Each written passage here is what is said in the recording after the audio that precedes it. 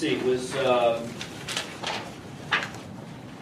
one, two, third page in, down towards the bottom. This is the horse farm that Erica had reported. The parcel's within the Lake Auburn watershed.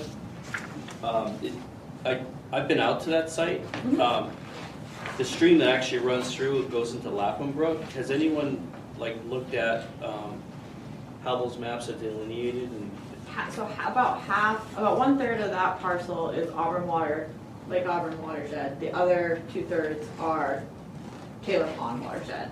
So Lapham Brook is ranged to down the back part of that parcel.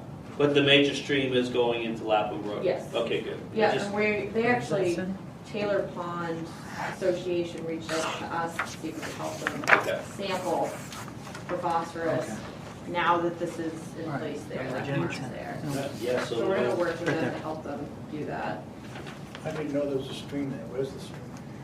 It's an intermittent stream as far as, because it goes by one of our trails. But if you drive into the property and you go back in a little ways, maybe midway down, the stream comes in and goes out towards Perkins Ridge Road. So it's out behind West Auburn Road.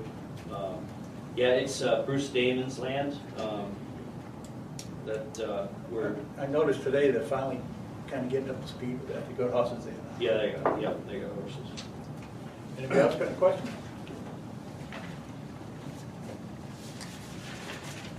So there was no correction to the minutes, that was just you're discussing them?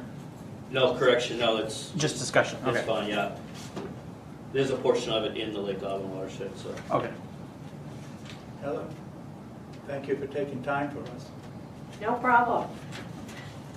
So in the packet, you will find the quarterly, if you will, financial report for the commission as of November 3rd. Kind of running down through there's been some fluctuation, particularly in this source protection line item and accumulating information from the two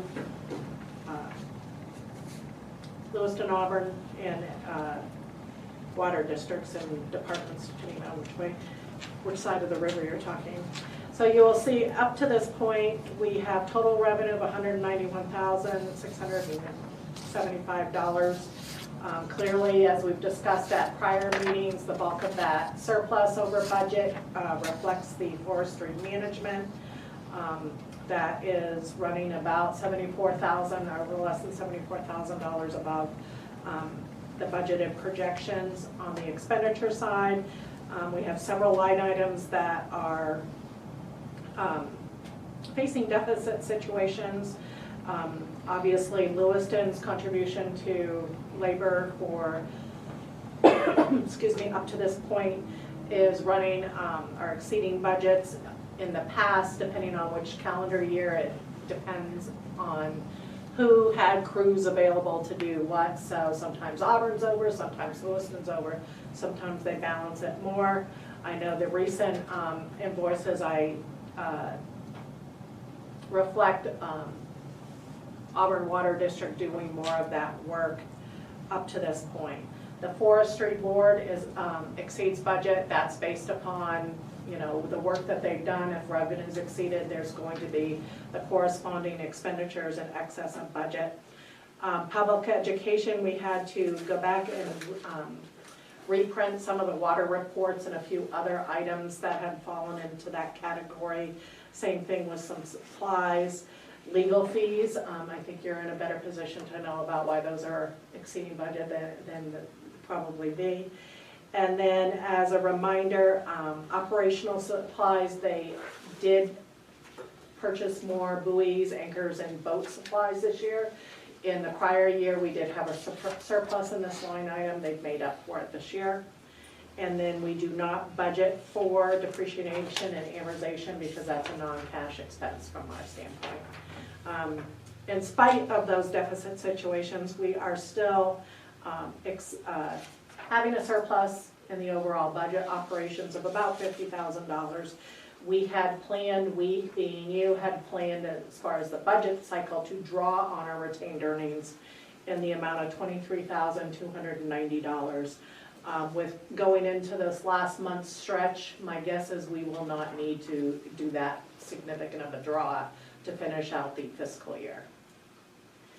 The sinking fund has been relatively quiet this year, so not a lot of activity. We have a small surplus there if you factor in even funding for depreciation and amortization of about $3,500.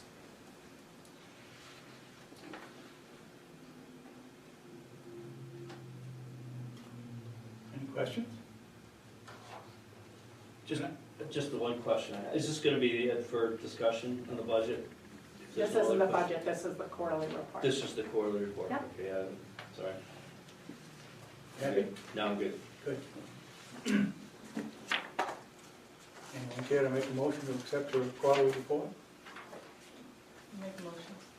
I'll second that. All those in favor? Anyone opposed? Moving right along.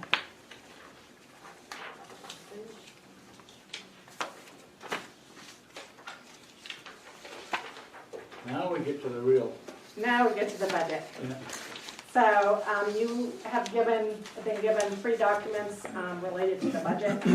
It seems like no matter which one I first, I always put the wrong one first. So you have the summary that actually shows the comparative. The next one is the landscape that shows the detail behind the budget. That's probably what I'm going to be focusing on the most. You will see the amounts for the 2 crews to work in the districts in the commission have not changed. We have reduced the executive administration based upon nothing's being built today. Source protection did jump. One of the things that we were looking at is we did bump up lake patrols a little bit, as well as identified the second year of recommendations by the consulting firm for about just shy of $42,000 worth of source protection work. That includes Spring Road, Blanchard's Pond, just as a few examples of that. Looking at other significant budget changes, the labor for the educational outreach position has increased. It reflects, what the vision is for that personnel. It does provide some adjustments on events and supplies and so forth. Some have gone up because it seems like this position has transitioned more from the in-school education to more community outreach and events and that type of position. So you will see some fluctuations within those public education line items to reflect that change in direction.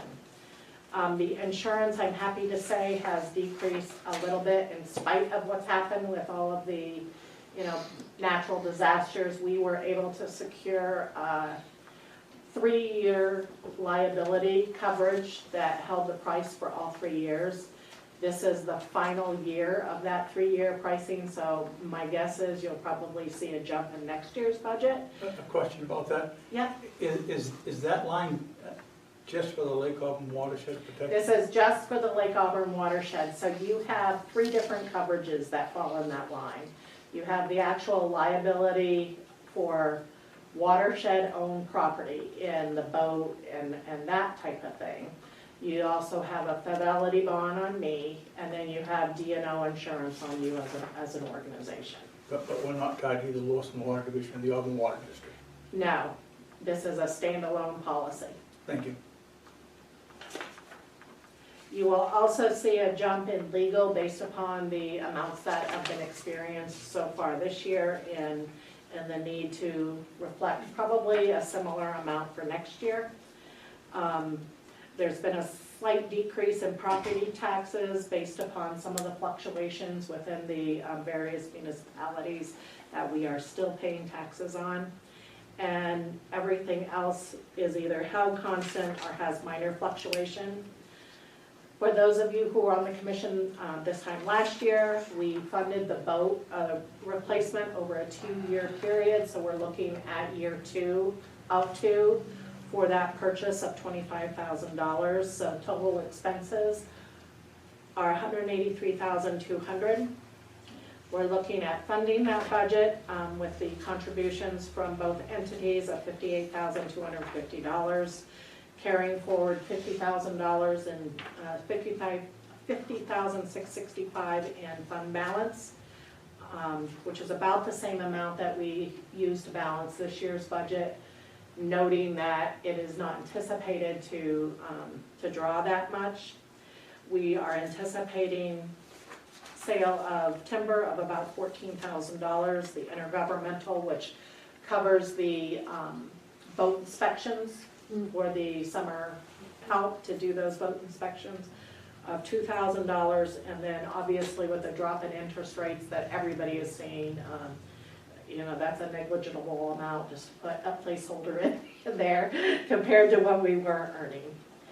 On the capital side, which you will see down below there, we are anticipating about a $20,000 capital requirement. And again, as a reminder, that can be used for a variety of purposes for the commission. It includes land acquisition, land easement, and legal related to that. It includes if there are parcels that need work. We've done various things like survey work on the property. It includes potentially larger source protection projects that the committee has used those funds for. So it depends on what situation arises. I know in the past, various grants have been applied, and we've used the sinking fund for our local match for those grants. So that's it gives the commission kind of a special revenue fund or a capital fund to work with when those needs arise. That is independent of the budgetary process. So looking at the total contributions between the two entities, we're talking $78,250. It's a 4.68% increase over the current year. And we anticipate the water withdrawal revenue to be about the same amount that we're projecting, a little less than the current year as well. So that's kind of the quick run through. I would be happy to address any questions, comments, concerns. This is your turn. Just the contingency factor, if we have to apportion payments from the Auburn Water District side. I'm also a representative of the Auburn Water District. I'm a trustee. So one of the things that we have to consider too is if the PUC or the negotiations between the Auburn Water District and the City of Lewiston come to agreements based on water usage. Lewiston's currently using about 63 to 64% of the resource. That might be a factor, and I'm just wondering if in the back of your mind, I know you do a lot of financial stuff, if those things change, the City of Lewiston should be aware of this, the City Council. Understood. Okay, good.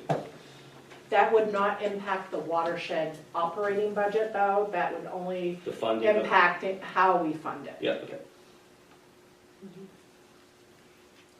Along that same line, I was looking back at some of the rules and regulations, and the original document was signed at 50-50. Wow. So we know. I think there'd have to be some negotiations take place. Anybody got any other questions or comments for Heather? I suspect we should take a vote on that. That would be helpful, thank you. What's your pleasure? Make a motion to accept the budget as presented. All those in favor? Anyone opposed? I'll oppose. Get that, Mike? Thank you. Mr. Amy Chairman, was second. if I could. Obviously, most of you know I have switched roles at the city, so I probably will not be able to keep doing the treasurer's position. I have been on this committee since inception, so it's been a long run for me. It's been an interesting run, over the years to see the projects, the various grants, bringing on the educational component, which was not there when I started. Actually, I think Steve, you and I are probably the only original two from that standpoint. So I guess what I would ask the commission is how you want to approach filling this role. I can look at finding somebody and make suggestions to you. I am planning on carrying this through to the audit because I think that only makes sense to have a good closeout and then transfer afterwards. We have a calendar year end, so the timing works well from that standpoint. But I don't know if the commission wants to solicit people to fill this role. That would be your purview. Anybody got any thoughts on that? I have a question of when is the audit? Like when would we need to have somebody by? Typically, I would get through this audit and I would obviously be available with whoever you hire, because I would have to, we would have to transfer check signing rights and there's a whole host of components with that. Typically, by the time I get all of the AP runoff, the audit is usually either late February, early March. So depending on the timing, I may even be able to do your first quarter's commission in the new year at that point. And then, you know, maybe that's the opportunity to aim for, to bring on, you know, somebody else that fills that role. That would be up to you. How were you appointed originally? Interestingly enough, at the time, Auburn Water was doing the treasury work for LACA and Lewiston was not.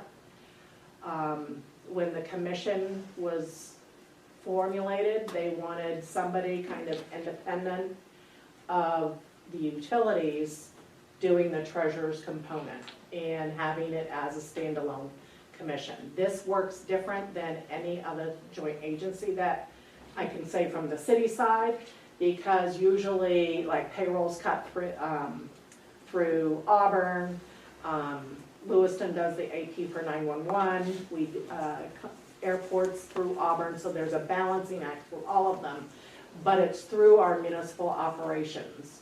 When this was formed, they wanted a standalone accounting operation system. It's not a complicated system. It's not something that even needs QuickBooks. I think, there's monthly deposits. There's maybe 3 to 4 checks per month. It's not strenuous. We're averaging probably writing checks.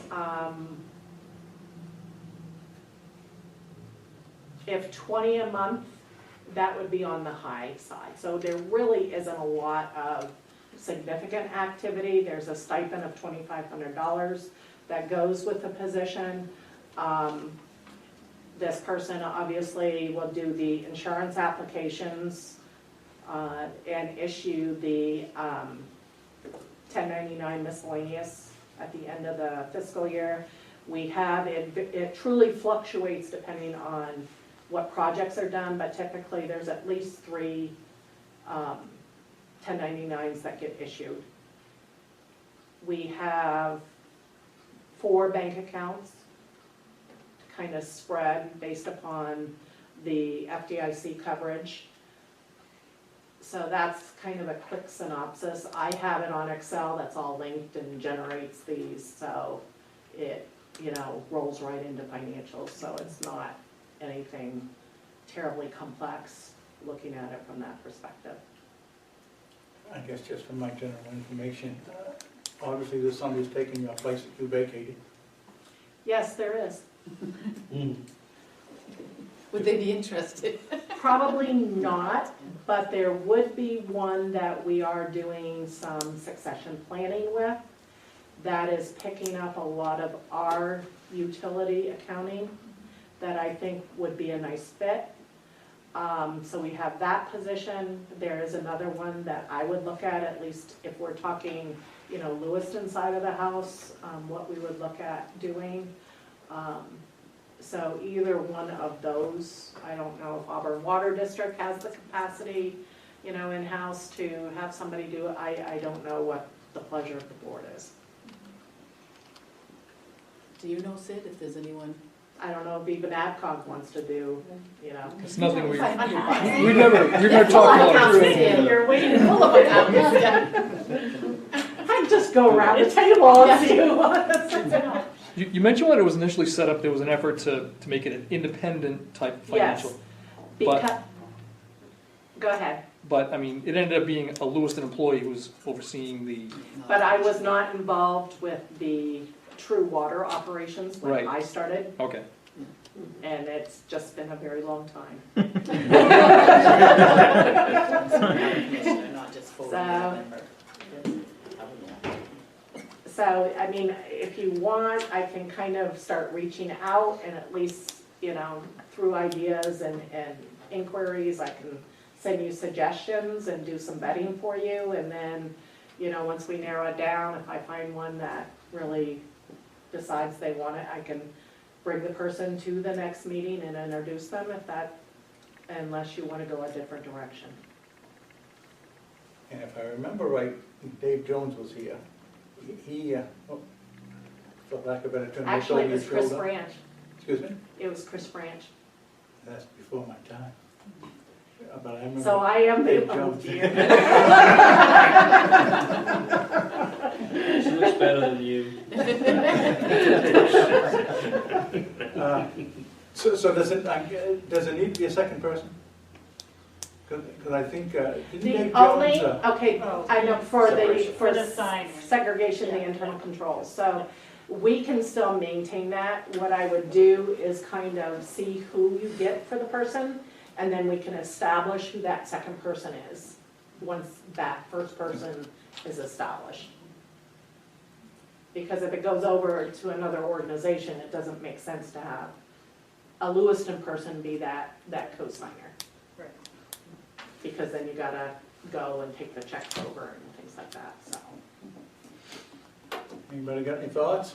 I think we give Amy a chance to think about it. Was that a motion? No, just Like, general she's got conversation. People. Heather let's can see where she recommend, is. and then maybe Sid finds out if there's anybody within the Auburn Water District that might be interested. I don't know. Sid, I can't see Yeah, your no, face. I could do that. I mean, just to kind of. My initial thought is probably not, but I could check. I mean, we do it for a lot of entities, it's just we have limited capacity, but I can talk with Heather and, you know, between whatever she wants to propose that Lewiston has, maybe that makes better sense, or we can talk about it. Yeah, maybe by the next meeting I can talk internally and bring it back. Everybody good with that?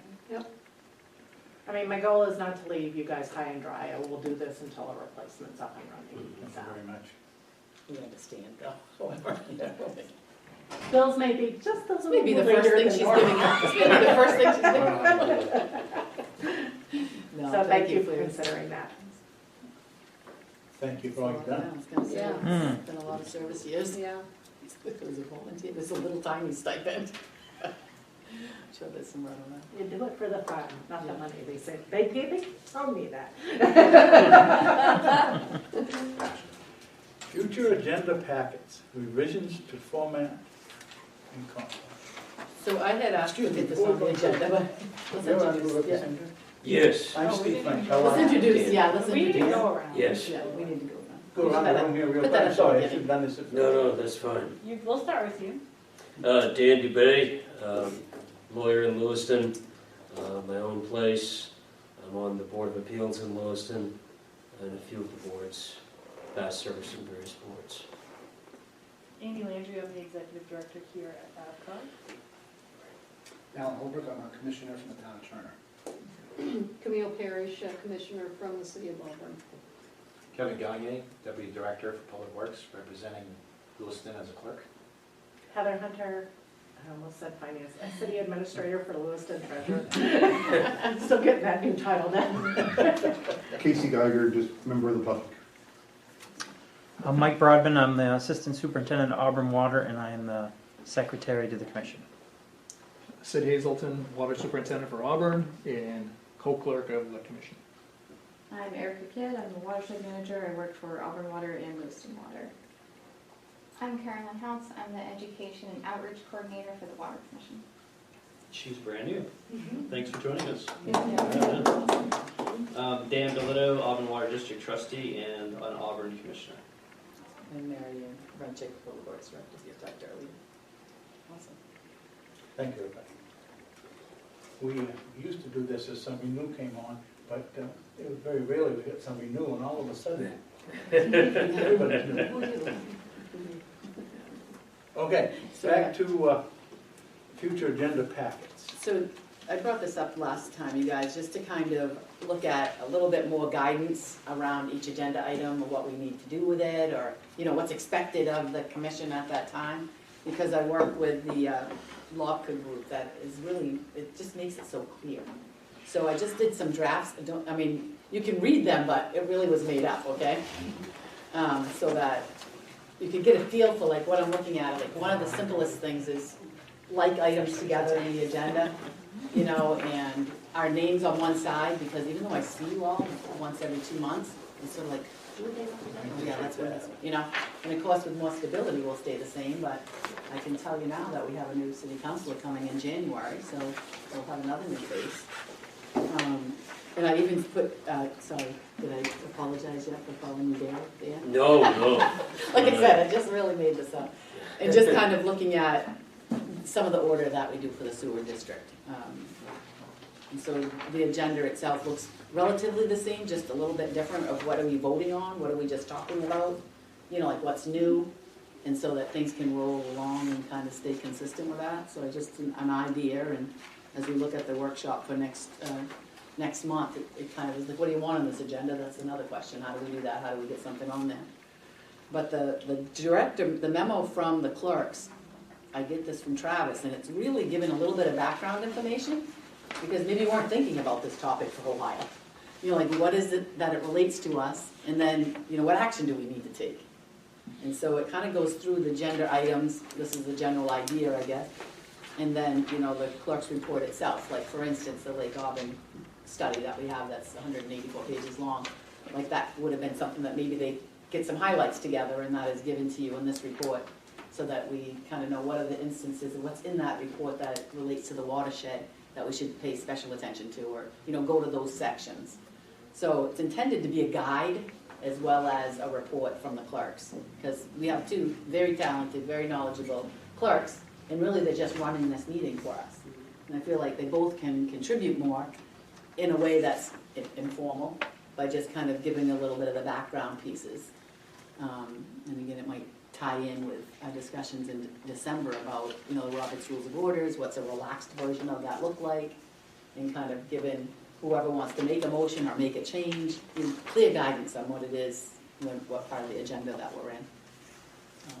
So for instance, I know we're going over a proposal that we talked about with Tide and Bond doing some work. Do we need to talk about that more? Okay, that goes on the consent agenda that can just get passed, or you can take it off and have some discussion about it. So it kind of gives some clear guidance to different items and how those work. So anyways, like I said, you can generally read the information, but I put in dates, I put in numbers, you know, that aren't necessarily real, just to kind of give you an idea of. And when Kevin and I were talking about it, he goes, I'm not sure I know what you mean. I'm like, well, just let me write what I think you should say. Because I'm new, you know, and so even though I'm probably more involved than a lot of you, I still am not always like, okay, what are we doing with that? Like, what's the update for the zoning about again? Like, why are we still kicking that around? You know, what is it the point that we need to do now? Like, what's our next action? What's our next steps that we need to take? And then I think it will give people a better idea of like, you know, what questions to ask, or, you know, where do we need more clarification? And then that can come up in the, and it becomes a permanent document that, you know, that we can go back to. You know, so the famous video, that the notes I do go back to. So what, any thoughts, you guys? I'm just thinking, do you think it's helpful? Or you think it would be? I appreciate it when Erica sends out a little snippets on what's going on. Me too. I love it. Yeah, I tried that. Was brought up last year by the commission and requesting that, so I try to do that monthly. I don't always do it monthly if we have a meeting, but try to get the months in between that we're not meeting. I like that too. So perhaps if that could be attached to this, Yeah, yeah, Sure. it might take some of the Yeah. pressure off. yeah. Anybody got any feelings? You want to digest this first? What would you like?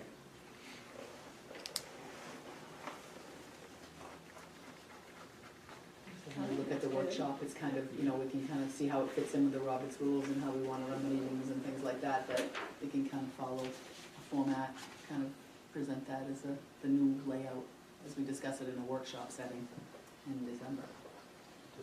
You're right. So it's not necessarily we need to vote on something specifically being this word or that word, it's just like as a team, as a group, how do we want to see the information? How is it most helpful? Are we missing anything? Did anybody read the whole report on the lake? I was gonna say, give me up. I know, I glanced through it. Yes, of course. I like the public comment before the executive session, because once the executive session starts, no public's gonna stay. Yeah. And then the staff reports, I would like to see them higher up in the list. Yeah. Even public comments, one group I have, public comments is like second. Right. Do you remember Council which one? meetings, the public comments Yeah. first. Yeah, I like that too, because the public's here. And they want to just make their point, and they're not necessarily interested in the rest of the meeting. I guess it gives them more respect to who we watch it. And if you do it that way, one thing to consider, because we do it that way at the airport, is the public comment is any comments that are not related to any specific agenda item. Right.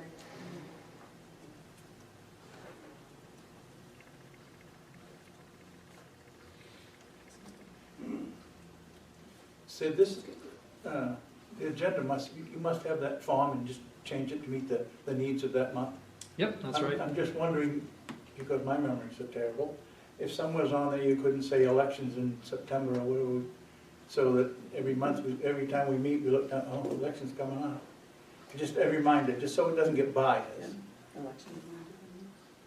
Like at the bottom of the form, upcoming, whatever it is. Yeah. Yep. Just so it doesn't get by us. Thank you. Discuss it more in December?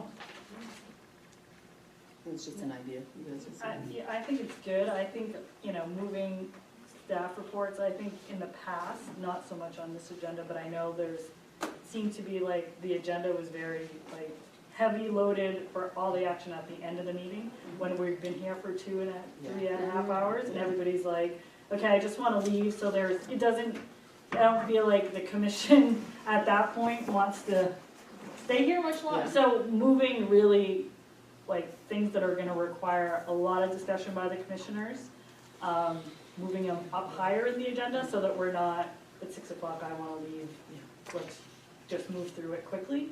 So that was a suggestion I had made to Dale, when Dale was serving as the chair. So however we do that, I think in this format helps to do that.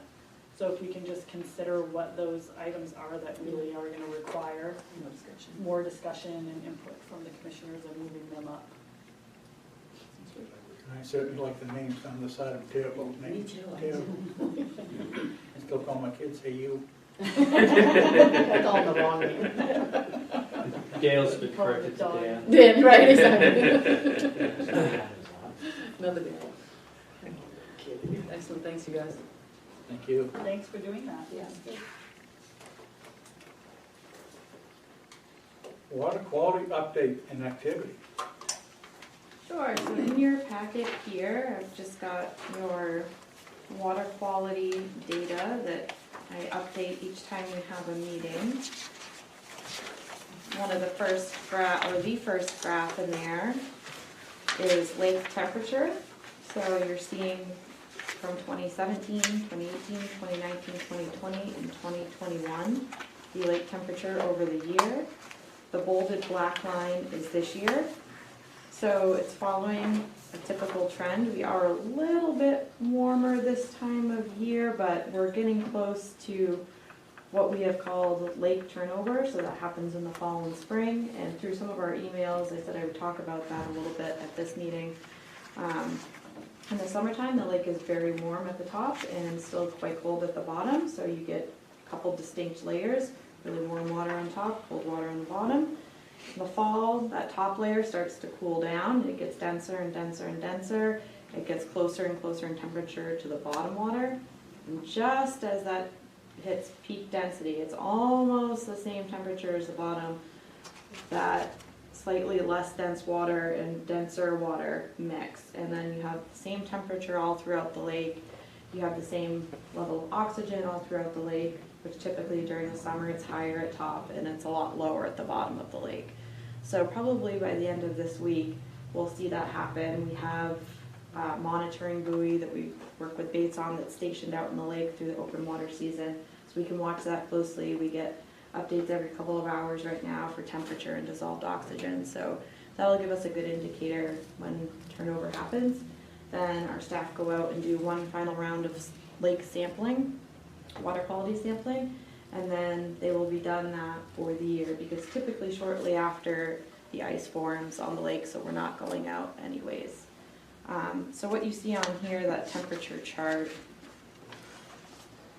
temperature graph, is up through, I think, when I pulled this, it was the end of October.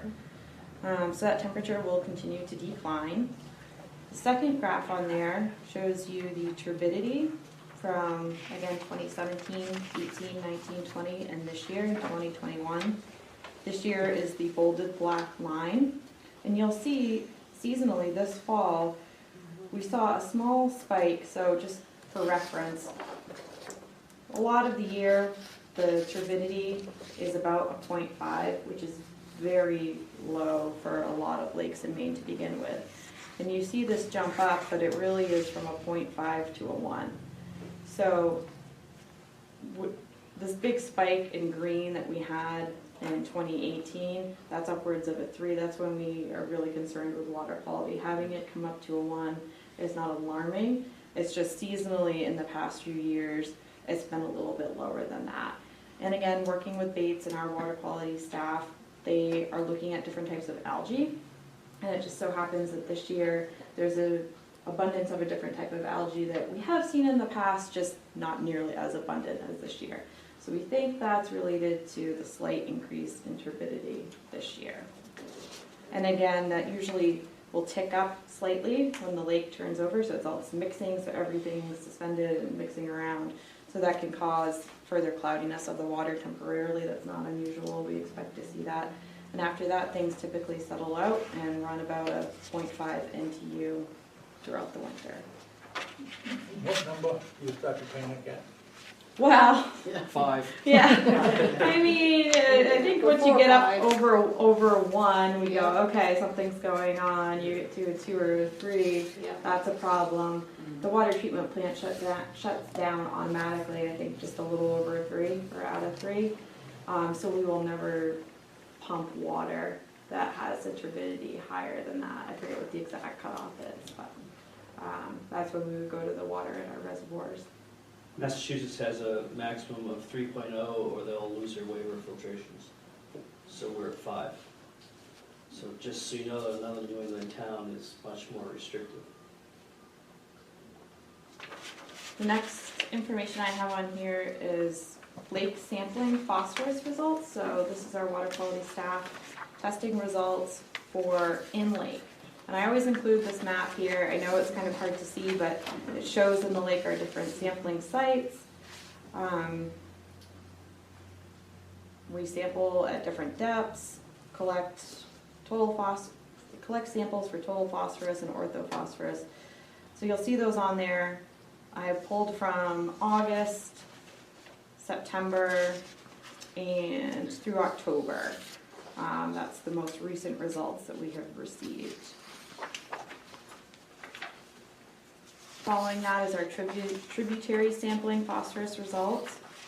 Again, these are some routine spots that we know of that are high. Some of these are part of that Blanchard Pond tributary system that I'll talk a little bit more about with a proposal later. And the last, we have our SECI disc reading, so that's clarity. So in the summer, we have really good clarity, over 12 meters, which is great for us. This fall, it's a bit lower, getting down to about a 3.6 meter. Again, not unusual for seasonal changes, but we have seen a little bit more algae growth in the water this year, which can contribute to lower clarity. The last few pages on here are fecal coliform, total coliform, and E. coli sampling results.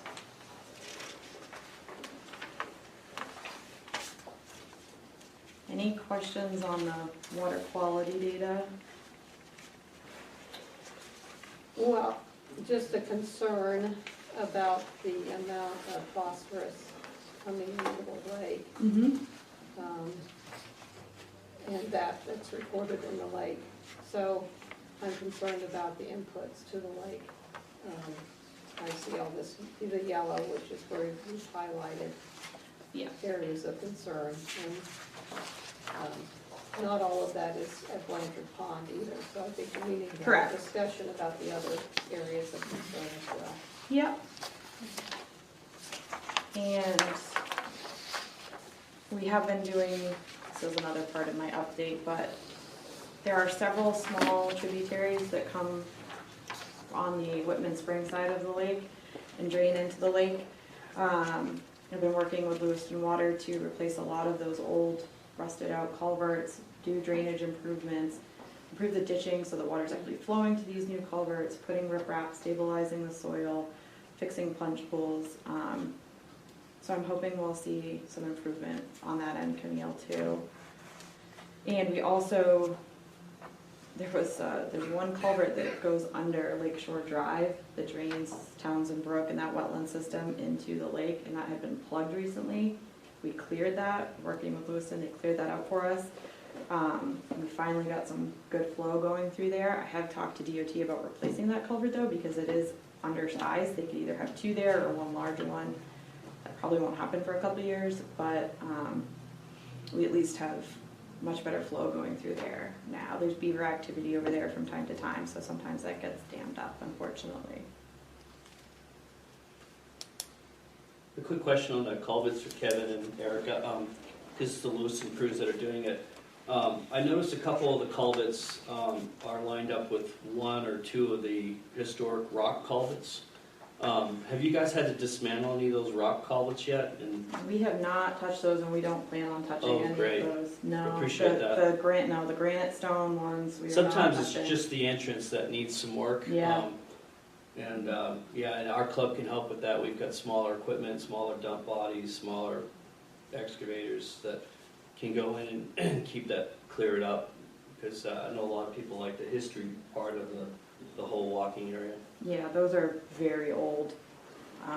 They would need special attention for sure. That's when people pray to have a new way laid out. Those square culverts carry more water than the round ones. That's Probably. the problem with the nice new round stuff you're putting in, it doesn't have the square inches. And they're pretty. They are. So for water quality, that's what I've got.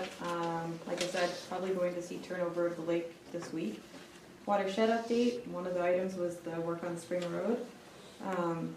We are done with that for this year and we'll continue once things dry out in the spring. There are a few more culverts on that road to improve.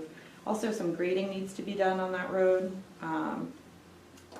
Kind of some reshaping, so making sure the drainage is going correctly off the road, down to the ditch lines, into those culverts, and making sure everything's working correctly.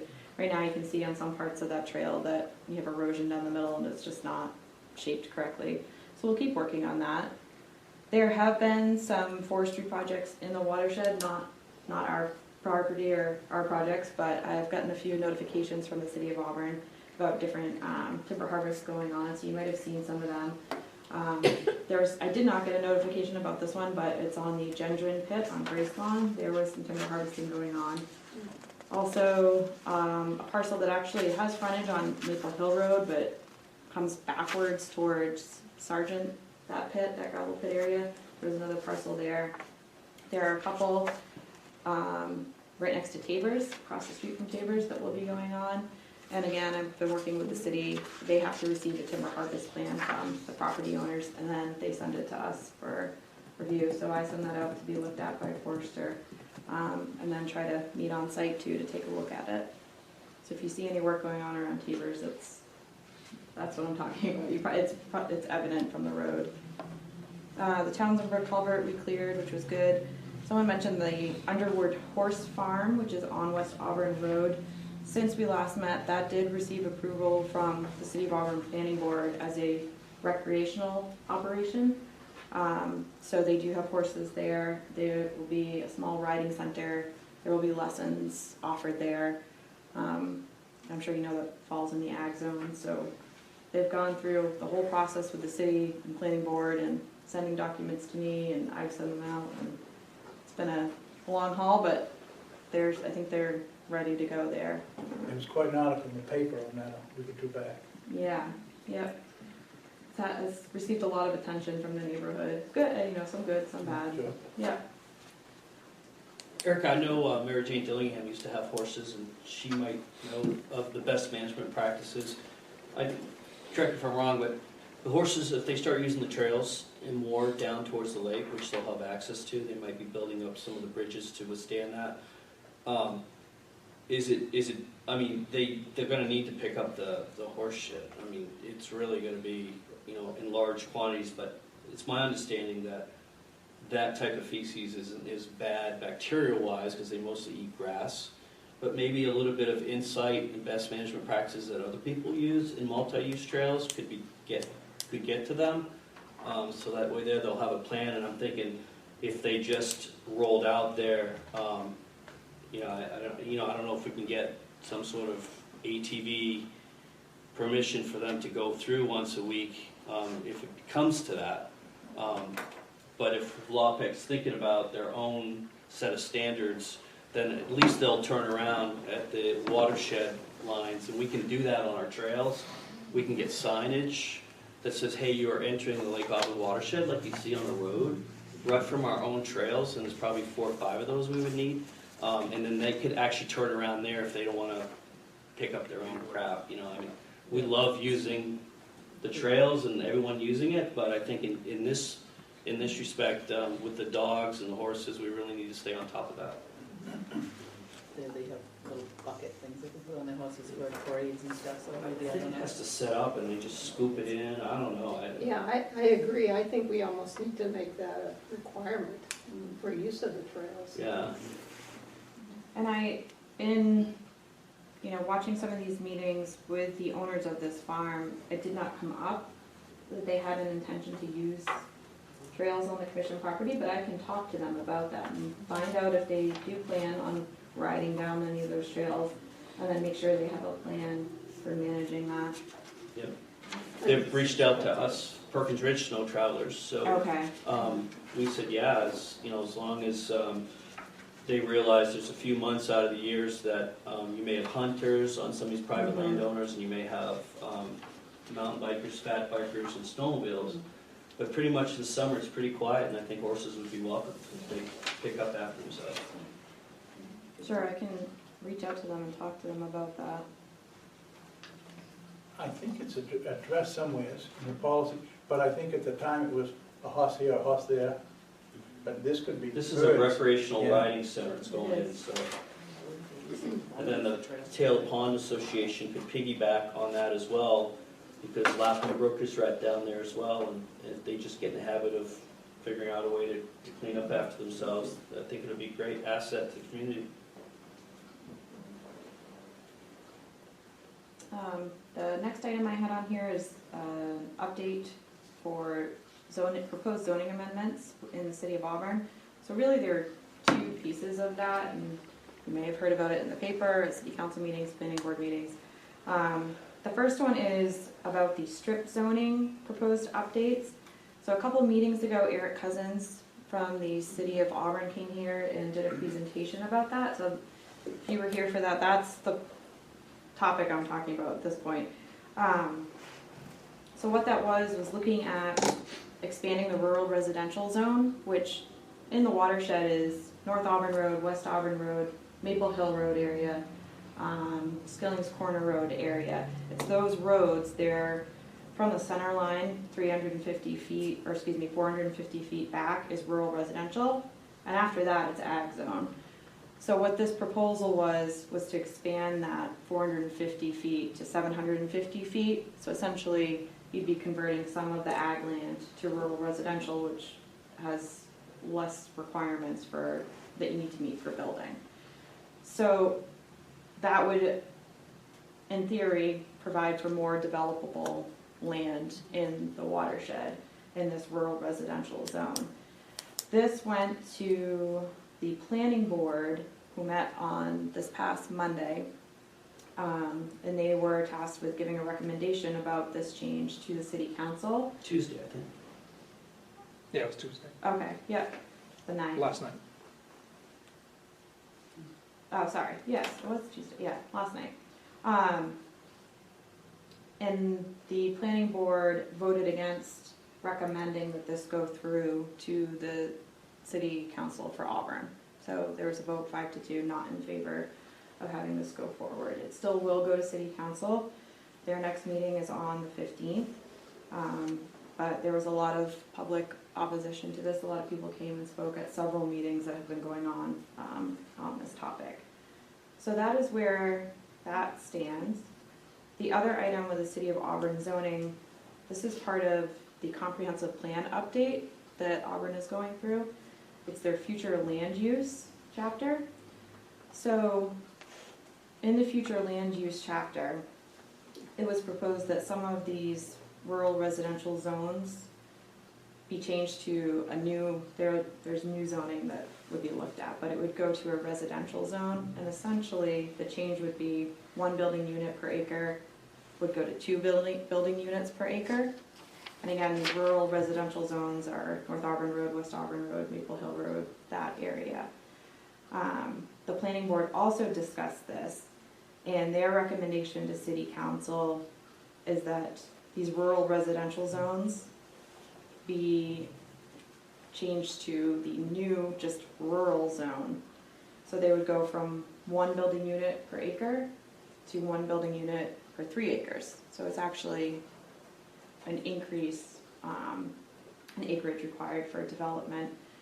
And the change in road frontage would decrease. So it would go from, let's see, 250 feet that you would need for frontage currently to 200 feet. So you're required to have more acreage if you want to build, but the frontage of your lot can be decreased if you, so it's kind of a give and take, but ultimately this planning board recommendation is going to city council to have the 1 building unit per 1 acre be increased to 1 building unit per 3 acres in the watershed.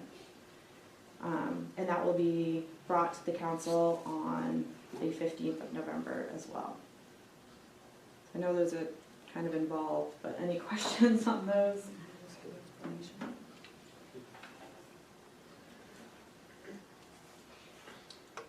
The next item on here is the Lake Auburn study, which, Sid, were you talking about that? Yeah, you might remember the last meeting, I'll email all of you a copy of the Lake Auburn study. The city sponsored a study done by consultants. It's like a 91-page document that came back. Had a meeting recently with the city manager to find out what the status of that report is, what they're going to do with it. Basically, the city is going to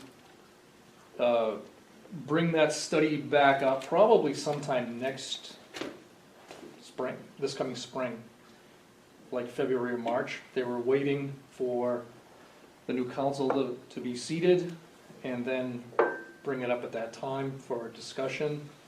I don't know if this is going to change, but it was mentioned at that meeting that I had that right now they're not planning on having a public meeting to discuss the study. I guess that was something they had not budgeted when they put that study together. But I was a little surprised to hear that. That might change. I hope it does change. But one thing we're doing internally is reviewing. There's obviously time, since it's not going to be brought up till next spring, but we are reviewing that document internally, making comments. I'd like to get a comprehensive report with our comments and concerns back so we can submit that to the city. I've given a copy of that to our regulators at the drinking water program, the DEP, also the Lake Stewards of Maine has a copy of it. And I'm looking for comments from them as well. I would like, if possible, I don't know if you've all had a chance to look at that report, but I'd like to see if there's interest in getting a comprehensive report back from this commission as well on any comments they have on that study. I will say in general, it looked like it was overwhelmingly in favor of kind of, the watershed protection efforts we currently have now. But there were a few contradictory sections in there, I think, that are going to warrant some more discussion before it just gets adopted or moved on. But that's kind of where that is now. It's not really going to be addressed until February or March. So I don't know what the commission wants to do. If you'd like to. Can you share with us the comments you received from the other entities you're sharing it with? I haven't got anything back yet. No, but when you do. Oh, yes, as certainly. a- Yes. Yeah. Is December too late to respond? I don't think so. No. No, we have some time. Thank you. Well, if you just want to write down page 41 in your notes to go look and read that, it's a great description of what we could do immediately as a commission regarding logging. Some really good new best management practices have come out of this study. I've been involved with the Lake Auburn Watershed since 2004, and the biggest point source pollution that this lake has ever had, man-made, was from the logging that occurred, mostly from this commission. I got a great binder if another commissioner wants to look at the pictures, but we can do better. We can actually do phosphorus control and sediment plans for all the skid rows, and we can make sure that not only that our new policy gets updated for these recommendations, but that we push that on private landowners that are also doing the logging. I mean, right now, across from Tabor's, it's all downhill to the lake.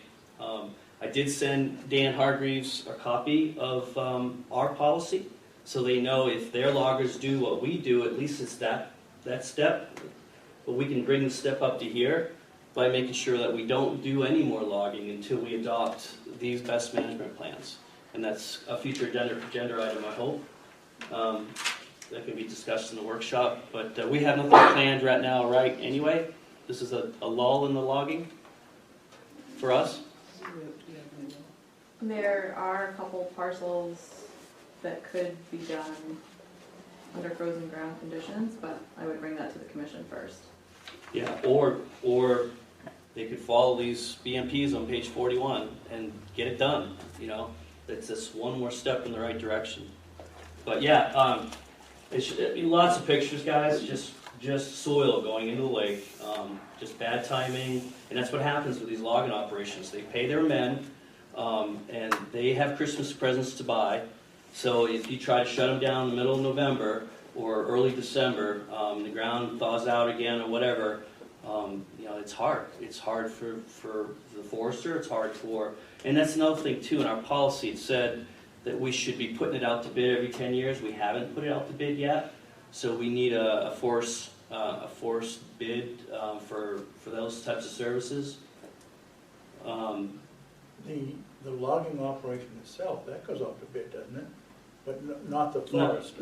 Not the forester. The policy says that every 10 years, so that needs to be on the agenda as well. So we'll have a competing, request for proposals, and we can get maybe some insight from some other loggers. But I'm pretty sure Chip, from being involved with LawPEC, is gonna get it done right.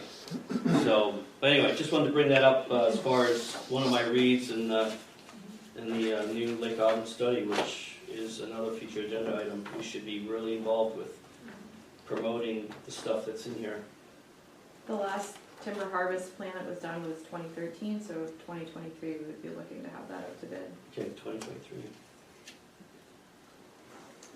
I would just point out as well that one of the main recommendations from this report, other than others we can discuss, is that the other towns in the watershed need to be we need to discuss with them about development within the watershed and what practices they are doing, because we have restrictions within Auburn, but they don't necessarily apply to the other towns. And so I'm concerned about that, because the report does say we can't accomplish anything as a city of Auburn alone unless we're working with the other towns. You're So I certainly wanted to- right, but there needs to be a carrot on the stick. Well, let's, There's gotta be something for the little towns to adhere to. all right, well, let's figure out what that is. And I'm certainly not opposed to it. Yeah, And I think that's low-impact development standards, which we can talk about. I mean, it's just a really nice state guidance where any new development, so they spend an extra $6,000 of yard work. And they build it to a standard like a commercial development. You know, like my house in '04, '05, rain gardens, swales to my own pond that was engineered to prevent runoff, excessive runoff. So these are all things that can be done in these other towns, but we need, I mean, there's two options. This commission can work with those local planning boards or the Auburn Water District, protecting its upper tributaries, can actually impose ordinance on them. And we talked about that, and people are getting, you know, they're like, well, you know, let's ask them first. I mean, yeah, let's ask them. yeah, That should come from here. right.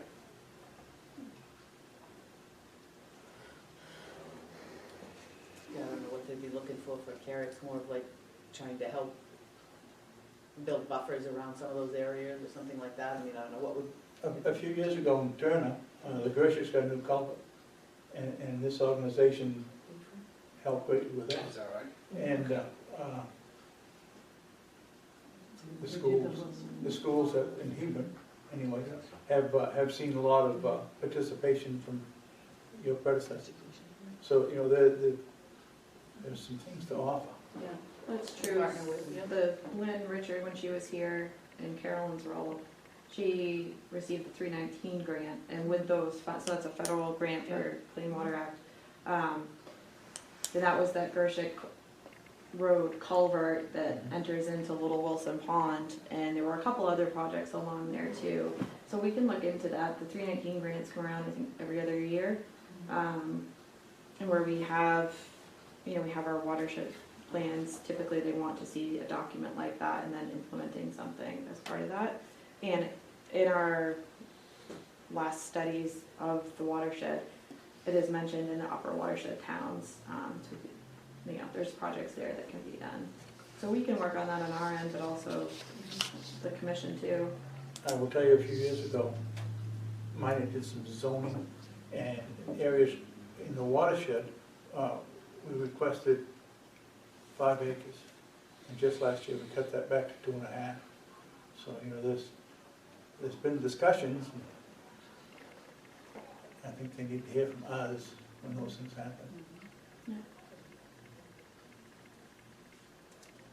so would there be like a package, or would there be like an informational thing we could send out that says, you know, we were talking about this, would like to, you know, talk to you about low impact developments and joining together with us to do some grant applications, that we can sit down on the table and, Yeah, you know, I mean, I talk with them think, individually? I mean, something that gives them a little something to look at that starts it could come from us, I think. Because they're on the planning boards, we can go to them, and I think some things would be hard to impress on them, but perhaps, you know, you say, well, you know, we'll help you with your culverts if you help us with these zoning issues, you know. In the grant programs too, sometimes it's bonus points in the grant if you're partnering and doing things regionally, not only just for education, but for other things too. Yeah, I think joining resources. that's something I think that Carol and I can probably work on drafting, so, or just at least maybe an outline of information Yeah. to bring to those other boards, and if we want to communicate with them as a whole board, but you guys just let us know. Mhm. Yeah, it would be good to see something. And it would be directed towards their planning board in each community. The planning board outreach. Yeah. With a tray of cookies or something. I go to that meeting. Yeah, see, so food draws. What's next? Are we all set with the Lake Auburn study? Yep, unless there are more questions. The next item on here is the Blanchard Pond proposal. So that is included in this agenda packet. This is a proposal I received to implement some of the work that had been identified that should be done in a previous report by Ty and Bond. So they investigated initially Blanchard Pond and that tributary system that comes into the lake. There are a couple items on their tasks really that were identified that could help reduce phosphorus loading from that system into the lake. One of those is a riparian buffer, so vegetation plantings around the pond itself to help uptake some of the phosphorus running down to that pond. Also, it's not listed in these tasks, but communication with the landowner and property owner. I have finally been able to have that and talking to them about some of their best management practices for livestock and greenhouses and haying their fields, those kinds of things. That would be a piece of this. Was it cordial? Yes, so actually, so the owners of it do not live on site, they live in Portland, and English is a second language, so I actually spoke to their nephew who was able to translate for us over the phone, which was really helpful. So he was on site there, and through him on the phone, the owners were okay with us, doing work out there. So I have drafted up a formal, agreement. We haven't had them sign that yet. I was waiting to bring this to the board, but as far as tasks under this contract, the riparian buffer, so that would be wetland delineation, designing what that buffer looks like. You can't just throw plants out there, there's a method to it, and selection of different plants and construction.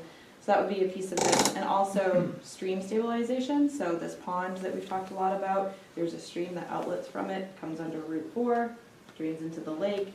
It's a very steep channel from an undersized culvert under Route 4, which when water comes through there, it's rushing through, so you form this steep ravine. Those soils we know are high naturally in phosphorus. They contain the mineral apatite, which is erodible and carries a lot of phosphorus into the lake. So stabilizing that stream bank, probably widening it and making that less steep of a slope into the gully there would be helpful too. So that's the second part of this project and contract would be wetland delineation, designing that, permitting assistance. We would find a local contractor probably to carry out that work as well. So that's what this proposal is for you.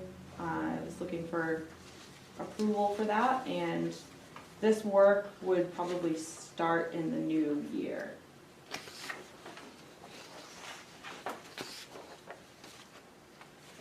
And what would finance that? So that will be under our source water protection fund.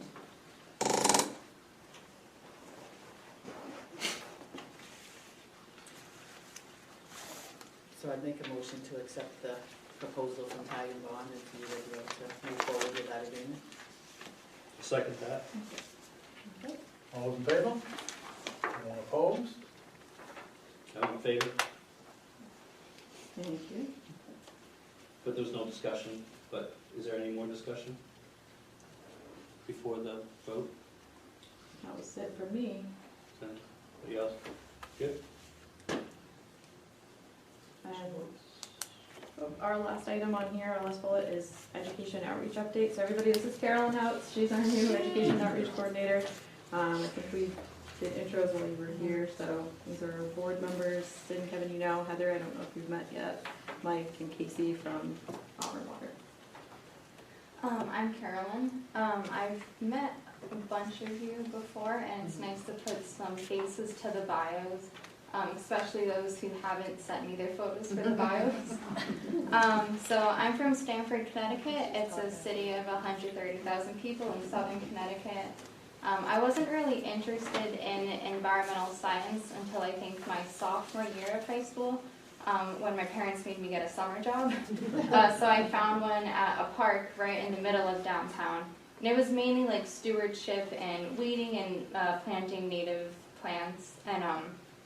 And that was I had never been to that park before, and it used to be like a literal dump. And then when I was very young, the government put millions of dollars to make it into this beautiful park now that you have to go through if you're walking downtown. So it was really great to see how connected people could be with nature, even in a city where there's no mountains or hikings around. So that started my interest in environmental science, and then I attended the University of Maine up in Orono, and I just graduated this past spring with a degree in environmental science and economics. And while I was at UMaine, I was working for the Wild Blueberry Commission, and that also gave me a lot of perspective on people and their role with environmental science. The intersection was huge. And so that community aspect of environmental science is what drew me to apply to this job. And so this is my 4th week working now. So a lot of what I've been doing so far is just still getting acclimated into the position. We've been doing, Erica and I have been doing tours around the watershed, and I think we've looked at most of the properties in all of the sections.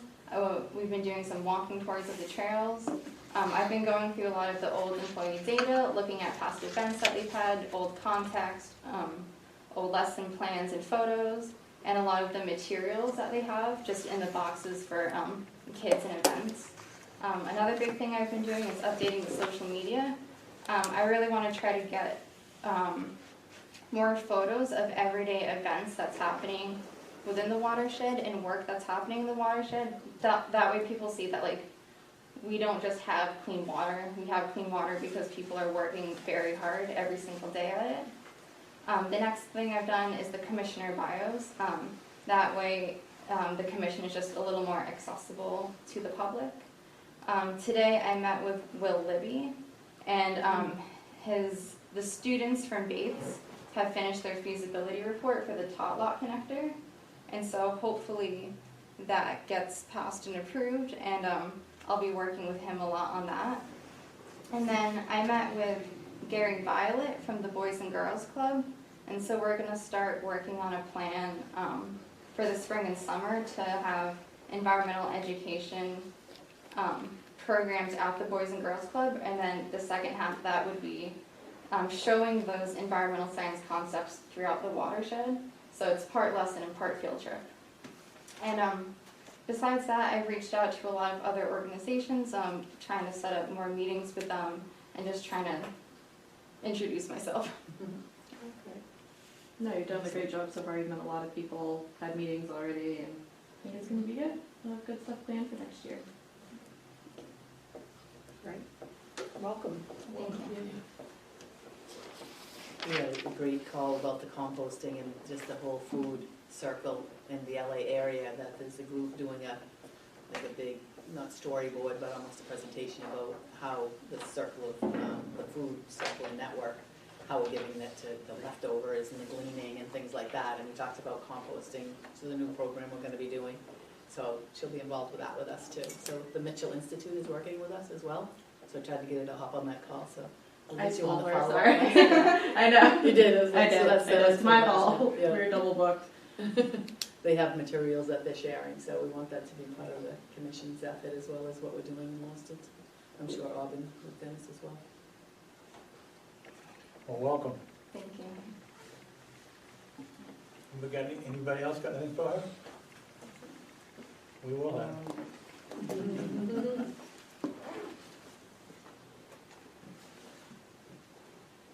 That was it for you? That is it for me. Okay. Thank you. Looks like we've got a couple executive sessions coming up. Can I suggest that we move the public comment, as he said, before the executive sessions? Oh, we'd be more than happy. Does anybody got a problem with that? No, not at all. Thank you for that, but I have no comment. That's fine. We want to give you a chance. We will move it on future agendas, we'll move it We on. leave it to the end just so he stays here for the whole Yes, meeting. yeah, definitely, stay. I'm going either way. Okay, and entertain a motion to go to executive session. Twice. Yes, I'll make a motion to go into executive session For In accordance in accordance with with your agenda. 1 MRSA 405-6C. Thank you. Anybody care to second that? I'll second. Oh, You seconded 3 times. All those in favor? Anyone opposed? There's a vote. We in? So we're going to make a motion to come out of executive session. No, you just, No harm to do it. yeah, Exactly. let's say we're out. We will find out with Robert rules. Right, exactly. it's 4:53, you're now out of executive session. Thank you.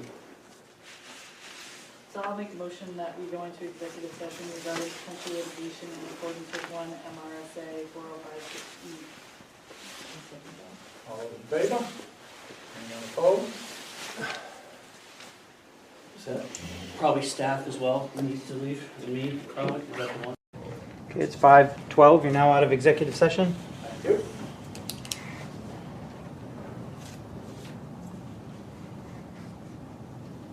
We discussed the report, for lack of a better word, that the lawyer sent to the Assistant Attorney General, and at this point, all we can do is wait and watch. But if we could get you, Sid, to send us the top 2 pages of that report, Mhm. send it to everybody, that'd be wonderful. We had a Will do. bit of a discussion whether that was confidential information.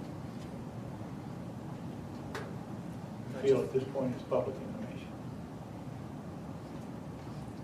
I would put confidential in the subject line, but at some level of, at least, not to be spreading and forwarding that. Okay.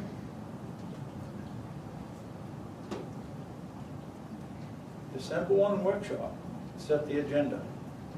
We got a couple topics tonight. Come on. I know the Robert's Rules ones will be enough for me, and then we gotta add food. It is the holidays, right? Exactly, is there anything in the budget to add food? So, Heather's not here, where can we get some extra? Just kidding. But no, I know there was kind of maybe a smaller group that could help put some of the materials together, even for the Robert's Rules piece, because I know I forwarded a bunch of stuff our city clerk had given us. And I know we would like a little bit more relaxed, but still some structure. And then Evan had been working on some like frequently asked questions, or what's the questions everybody has? He said maybe we put an email out to the board members or commission members with just what questions you have, like how do I put something on the agenda? How do I do this? How do I do that? So when we come up with what we have for materials, we're covering people's questions. There's like a standard training they give to new city councilors, but it's pretty formal. But it does just give some of the rules. Like even just looking at the agenda that I was writing, you know, like consent items, what does that mean? You know, it's just some of those simple definitions. So I think we can use some of the materials that we had, but it would be nice to get a little bit more input on what other questions people have, like what really would they like to do. I know what You know, like town meeting- requesting, like if we had new topics tonight, you know, like where would that fit on what agenda? You know, what materials do we want to have prepared for that meeting? Because in the budget, I know that we talked a little bit about, there's only like $750 for administrative work. So if it's not something related to a meeting, you can't really ask these guys to do it. The job in running the commission as part of the job description is just stuff for this meeting. You know, so being clear about what we'd like them to prepare and have ready for us for something like a workshop, like take some help sometimes, you know? So I think it's probably a few of us that could help get some of the information on that topic. And I don't know what other topic people want to use, but that was the only one I was thinking of, just, you know, protocol agenda, you know, what do people like to see the notes and the minutes and information distributed, and it doesn't need to be a 2-hour meeting. Are you thinking, so do staff need to attend this meeting, or is it really just the commissioners? Yeah, no, staff as well, because of Okay. presenting, you know, getting some materials together for them. Okay. I was just clarifying a little bit is that if it's not a workshop or a meeting, that it's not for one of those topics, we can't just ask staff to go look up some stuff, you know? Yeah. Because there's nothing in the budget for that unless it's related to looking at property or looking to, you know, different answers. I don't know if you can explain that a little bit more, Kevin, but. So I think one thing that I was thinking is there's other topics that have come up during the year that you may want a workshop. And Yeah. the last meeting we had was what, pushing 2.5, 3 hours? I mean, we understand you guys are volunteers, and you want to, so if there's other topics that you guys are looking for information on, but we're not going to take action on, the public can attend a workshop, and you guys can get that information, or at least ponder some information. So some of them have been our land policy, right, Erica? We've got a draft on that. That's been out there for a couple of years. No motion on that. We have the pending reports or some of the forestry studies. So there's a lot of very technical things that have come up throughout this year that I think, not necessarily December 1st, I think it's really timely that, you know, Marianne brings that up with Caleb not here. But that was one of the issues, right? How are we going to proceed as a board? I think that's probably the one to do December, but are there future workshops you'd like to have? Brainstorm, maybe, like brainstorm what other topics we might want to do, like it's almost a little bit of strategic planning for the year ahead. Well, and I think when things come up in a meeting that we say, okay, really, at this point, we really need to workshop it, we need more information, and, you know, we went last year and saw Chip and went out, and that came out of, hey, we want more information, you know, we wanted to see it. So it could be a workshop, or it could be something like that, that we, you know, add on versus, you know, trying to get it all in a meeting and, like you said, be here for 3.5 hours and nobody. So I think, you know, as those come up, we should be docking them down as this needs to be workshops. Because right now we're sitting here trying to remember what those things were. And I think Kevin's trying to help us, like, remember we talked about the land policy once. So, you know, I think those two items, the agenda and the Robert's rules, will probably take enough time for that workshop. So we typically put a schedule the next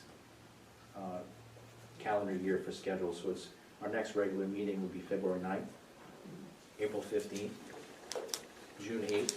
Slow down. It's all right, we'll get that. We'll get that to you. It's already got The new draft agenda. That I didn't make up, those So- are written dates. Yeah. But we get to reading the other pages. We Like blah, blah, typically blah. take the summer off, and then you have September 14th, November 9th, and we're back to where we are now. So, you know, I think there's a lot of stuff. We have a lot of new commissioners. So really, this is your time, right? There's things that we're trying to do as utility, trying to move ahead. But if there's stuff that you guys want to workshop, if you're willing to do it, we have stuff for you. We could get you information.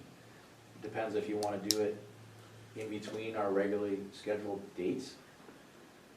I think one a month might be reasonable. We were just talking in the hall while you guys were in executive session. Not sure what's going down with COVID or things like that, so I know the City of Lewiston policy is any boards would be in person, so we're gonna try to do those as much as possible. It'll be flexible, but, you know, if we do a Zoom format or something like that in a workshop,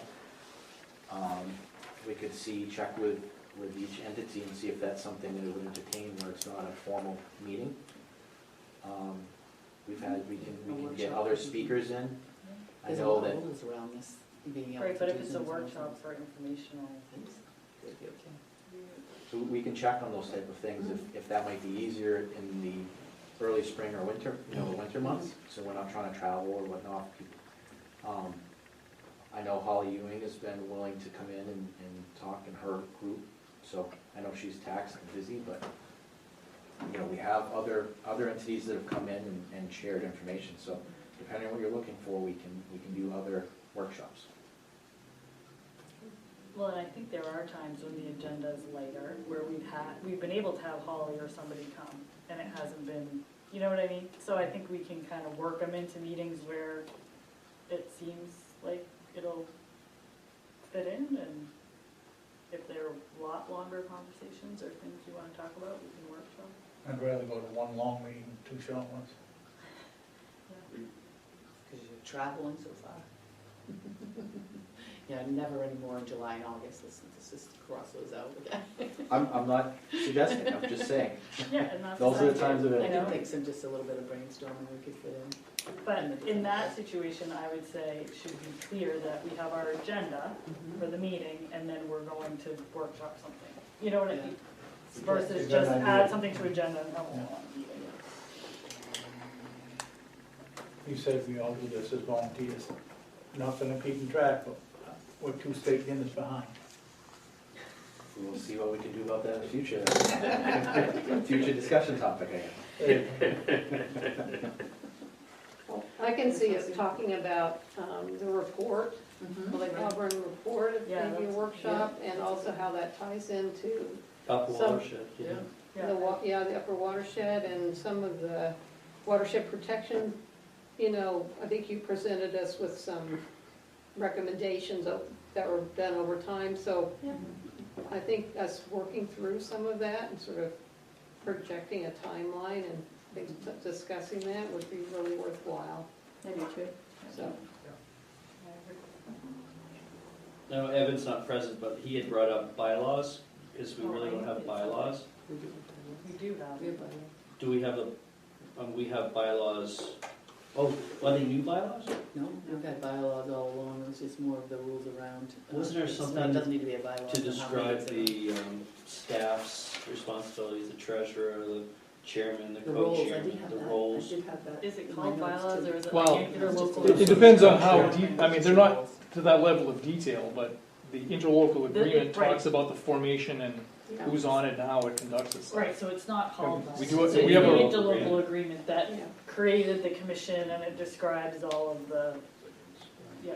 But I think that But could be it's- kind of clarified. It's not very comprehensive, but we do have bylaws. If you want to I know he brought that up. further and, define those, that's one thing. yeah. For elections and stuff. I brought up today the BMP is part of the Lake Right, Auburn part study of for the study. forestry. I think that's a workshop thing. And we haven't talked about Southern Link Trail in a while, but that should come under land use, because there's some areas that, after, I guess Erica mentioned something, there's this taboo notion out there that we can't trespass on certain parcels on this side of the restricted area, but that was That's part of the That's Auburn written in water the bylaws. And now I'm calling it bylaw. I read that the other day. Yeah, but there's So also, it needs to be adjusted. yeah, there's also statements though throughout LawPEC that if you buy a parcel and there's an existing trail, we're not gonna be closing that trail down because it conflicts with this other policy. And now that we're all on board with the Southern Link Trail, at least most of us are, we need to be able to trespass through a certain part of our parcel, so that's a workshop item, I think. So it needs to be tweaked, maybe some amendments to it.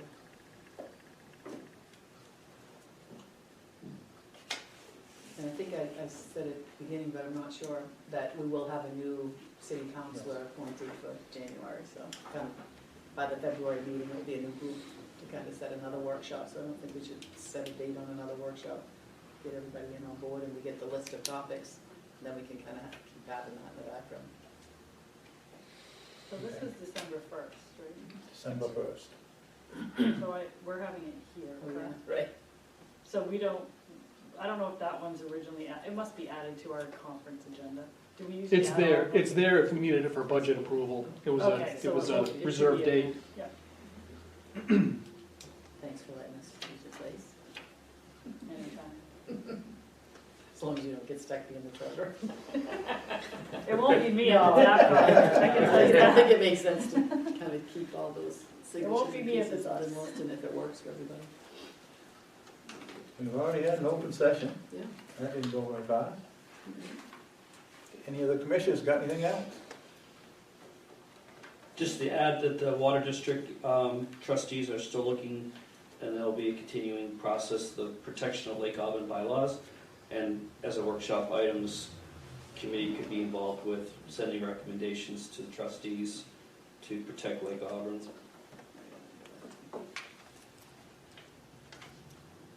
I'd entertain a motion to adjourn. So moved. All those in favor? Anyone opposed?